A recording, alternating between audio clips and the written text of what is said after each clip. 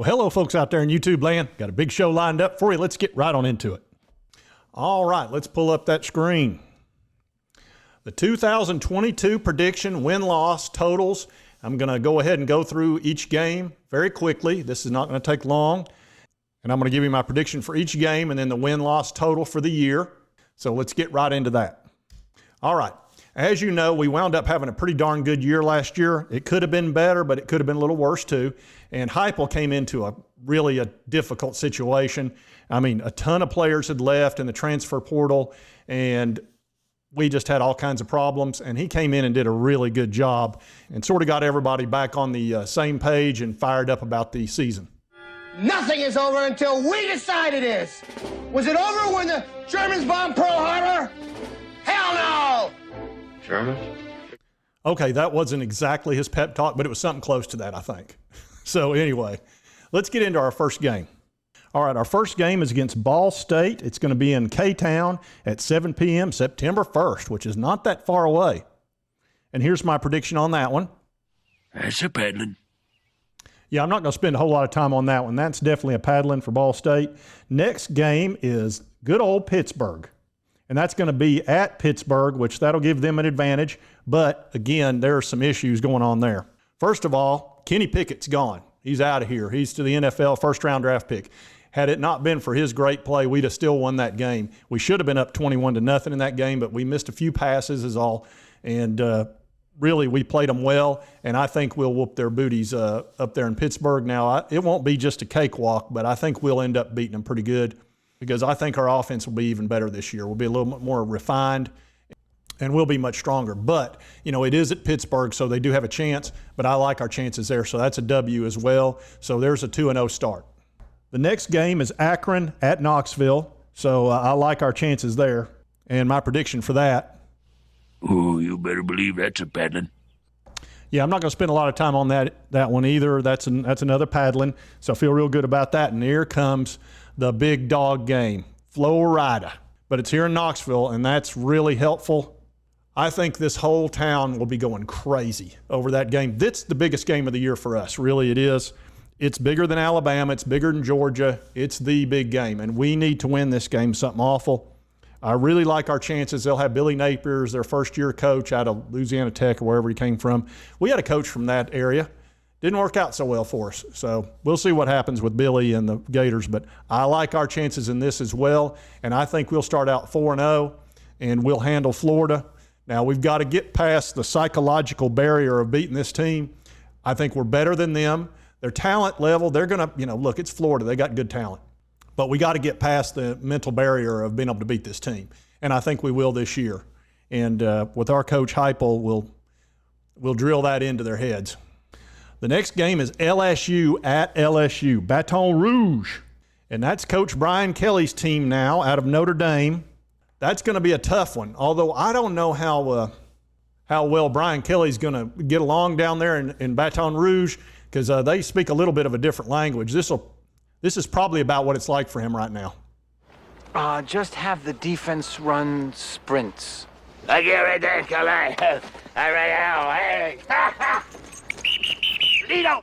Yeah, that's probably what it's like down there for him. But, man, it's going to be tough to beat this team in Baton Rouge. That's a very different environment, especially if it's at night. If it's at night, that's an extra 4 or 5 point advantage for Louisiana, and it probably will be. As you can see, it's to be determined what time, but, if it's a 7 o'clock game, that's not helpful to us. So that's probably going to be an L. If it was here in Knoxville, I would give us the advantage, but that'll probably be our first loss of the year. And then the next week, we play Alabama at Neyland. Now, being at Neyland will help us some, and we'll probably hang with them in the first half, kind of like we did last year, but they've got 5-star after 5-star, and they've got Coach Saban. I call him Emperor Palpatine. Only now, at the end, do you understand?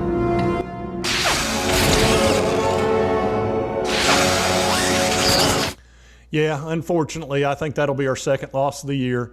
The Emperor's going to shoot out his blue lightning at us like he always does. He does it to everybody. It's not just us.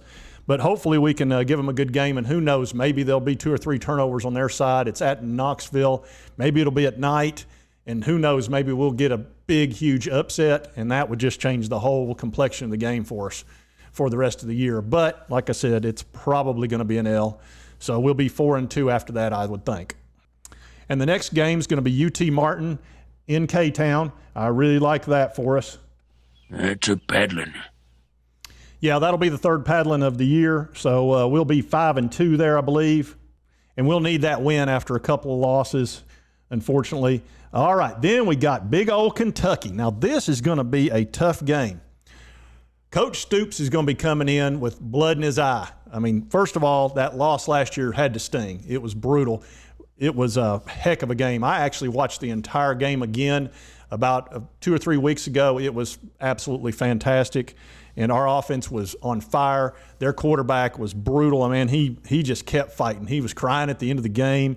It was vicious. Stoops got a 15-yard penalty. It didn't end up costing him the game. It should have. He was losing his mind the entire game and just freaking out on the referees and got that big penalty. But again, they wound up getting a first down on 4th and like 1,000. So anyway, I do think we'll win that game. It's here. It's not going to be easy. Kentucky runs the ball really well. They play tough defense. We'll see how it goes. But one great thing is we just got the #1 athlete out of Kentucky, which is awesome. Christian Conyer, who is who's going to be a defensive back, which we really need. I think he'll probably play cornerback. And Coach Stoops was not happy when he found out about the commitment. No, God! No, God, please, no! No! No! No! All right. So that should be a win, and that'll put us, 6-2, I believe. And then we got to go to freaking Athens, Georgia.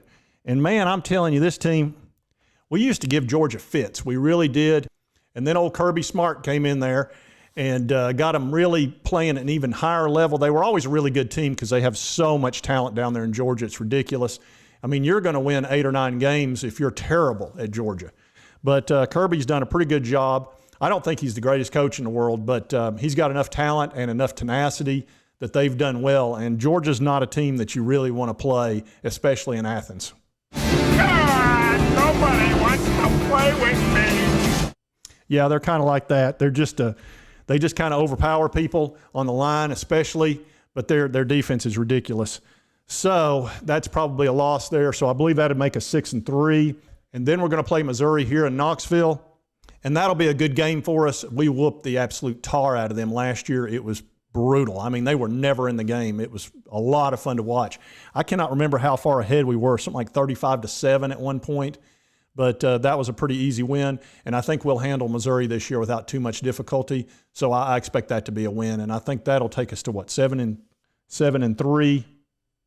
Yeah, 7-3. Then we're playing South Carolina at South Carolina, and that's Shane Beamer's team. Of course, he was the son of the Virginia Tech coach that was there forever. I don't think he's still there anymore. But that'll be a tough game being in Columbia, but I think we'll win that game, and that should take us to 8-3. And then we're going to end this season with a Vanderbilt at Nashville, and I'm not too terribly concerned about that. That's a paddling. Yep. So there'll be quite a few paddlings in that in the season. So I feel real good about beating Vanderbilt. That'll put us at 9-3, and that's the record that I think we'll be by the end of the year. Now, we could wind up 8-4 or even 7-5 if we blow it against like a Kentucky or South Carolina or something along those lines, or maybe even Pittsburgh. Maybe we'll luck up and win one of those tough 3 games.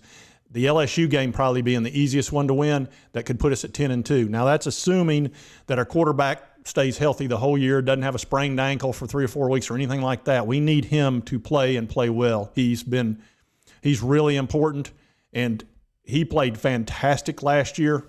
And if he can just continue down that path, he's literally got a chance to win the Heisman, Hendon Hooker, and I just, man, he's so right for that offense. It's unbelievable.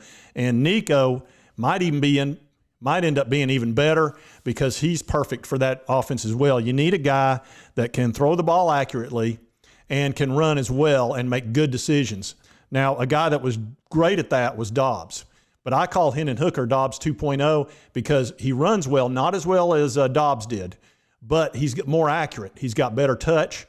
So they're similar in style, and really If Hendon Hooker could play for the next 20 years, that'd be fine with me. But like I said, he'll be graduating, and we'll have Nico, and he may even play better. So I feel great about the future at quarterback. We just need, as always, every team needs their quarterback to stay healthy. And, of course, we need to see our defense improve some over last year. They played okay, but, it was tough. Playing defense in the SEC is tough anyway, and all the rules have been changed to where it's all helpful to the offense and harmful to the defense. So keeping a team to 21 points in that neighborhood is hard to do, especially if they've got a 5-star quarterback and 5-star this and that. But we need to see some improvement on the defense, and hopefully we will. All right, folks, and that's my prediction for 2022. I've got us 9-3. I wouldn't be a bit surprised if we wound up 8-4, but 9-3 is where I'm at right now. That's assuming things go well for us. And if you like this content, be sure to hit that like button and hit that subscribe button. I'm a brand new channel. I need some subscribers. Hit that notification bell. Hit it all. I'd appreciate it. And we'll see you next time on Sports Talk J.